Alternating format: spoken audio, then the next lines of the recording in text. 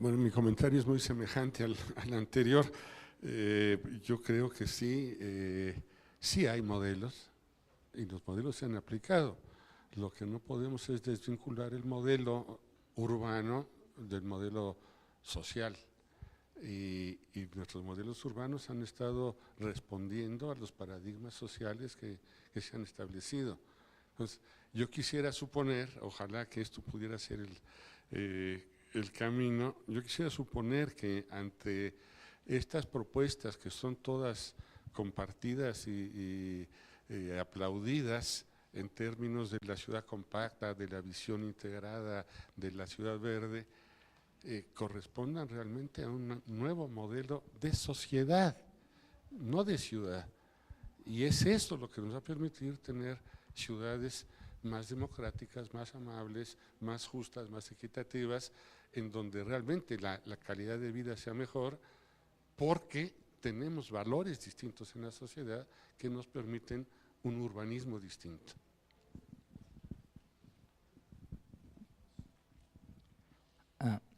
So I'll be a different voice on that, and I'll ask why are we so worried about the growth of the footprint, if currently, let's take the U.S., the most lower dense kind of development, and what we have in the U.S., we are occupying like 2% of the land is built up. So, and also try to make some qualification to this Malthusian view that it's growing and growing and growing, because the densities were going down.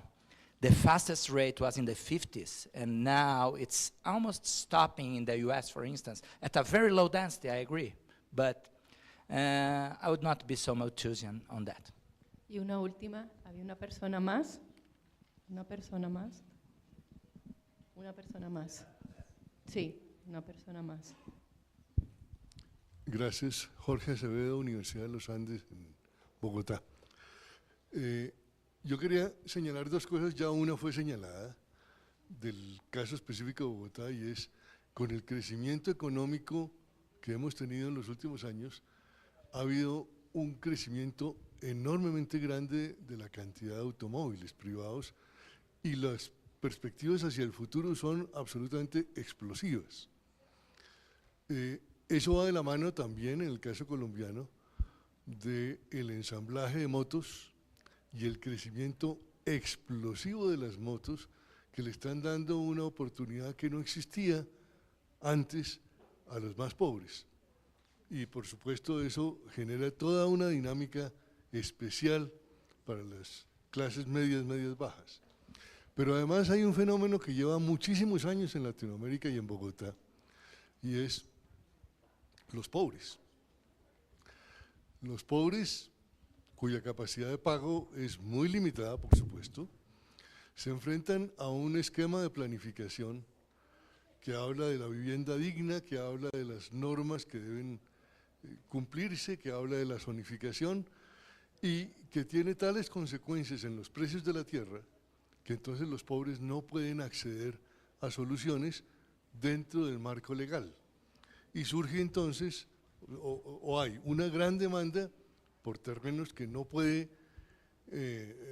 suplir la oferta formal, y entonces surge toda la oferta informal o ilegal, que es el gran crecimiento de nuestras ciudades totalmente desordenado, sin servicios, etcétera, etcétera, todos lo sabemos, pero esto continúa pasando de una forma impresionante.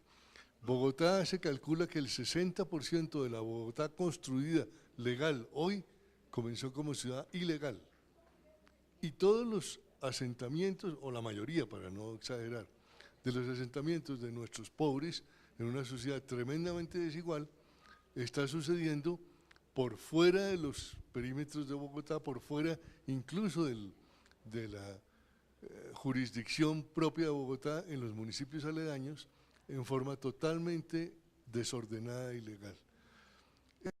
Eso yo creo que tenemos que asimilarlo y tenemos que enfrentarlo muy pronto. Muchas gracias. Yo creo que con esto terminamos.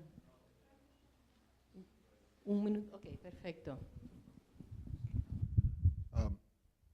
I think that in terms of sustainability economically, that the sprawl pattern will do tremendous damage to Colombia and to Bogota. If it's followed, it will increase the amount of energy used per unit of output.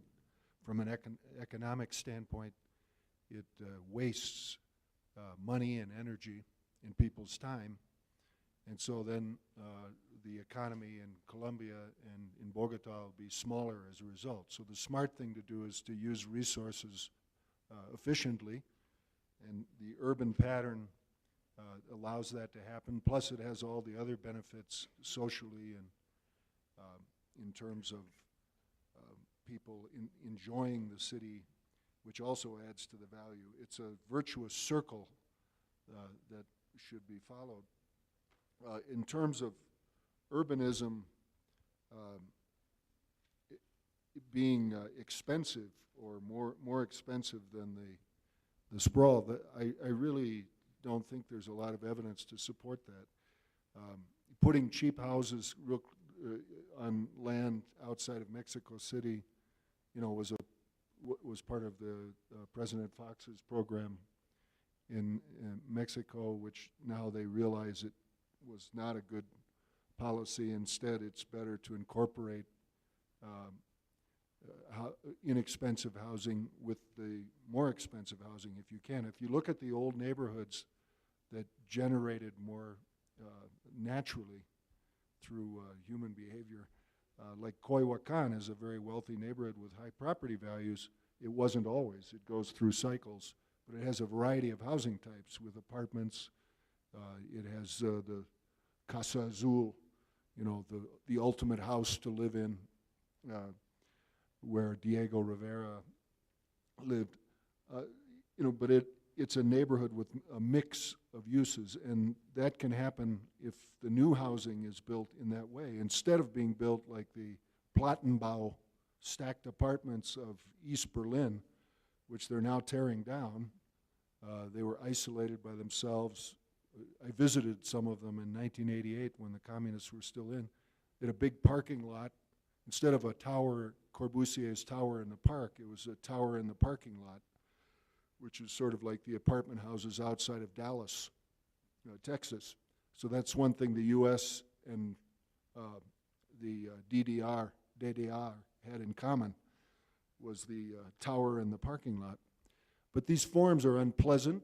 They're not economic. They undermine the economy. So the best thing to do is aim for what is good for all people, and using less energy, creating places that people would actually want to be in, and avoiding specializing in solving problems forever, having this utopian desire, for example, to end congestion. Ending congestion is ending the city and hurting people's lives. So you manage congestion, distribute traffic. Don't try to end congestion. And that is one of the biggest problems we've had, is these specialties where we try to solve all the problem without thinking about the rest of the city. The city is complex. The city is valuable. The city is human. It's about human beings. That's what Jan Gehl always says. By the way, if you want to hear Jan Gehl speak, I may as well. I have to promote my organization, as all of other speakers have done. He will be speaking to the 20th Congress of the New Urbanism in West Palm Beach, Florida, May 8th through 11 next year. You're all invited. Muchas gracias. Yo dos puntos, una reflexión final de oportunidad y una tarea. Creo que la reflexión de oportunidad es, por lo menos en México, pero creo que aplica para muchos países de Latinoamérica, aprovechar la diversificación social. O sea, ya hay muchas familias de muchos tipos. Seguimos construyendo, por lo menos en México, casas pensando que hay papá, mamá, hijo e hija. Y ya hay una diversificación social enorme, que pues eso es una oportunidad para el urbanismo, y aparte el bono demográfico, este cambio en la transición demográfica que muchos de nuestros países van a hacer, y en eso lanzar el mensaje muy claro a los desarrolladores que siguen viendo créditos, a colocación de créditos inmobiliarios y no tanto personas, ¿no?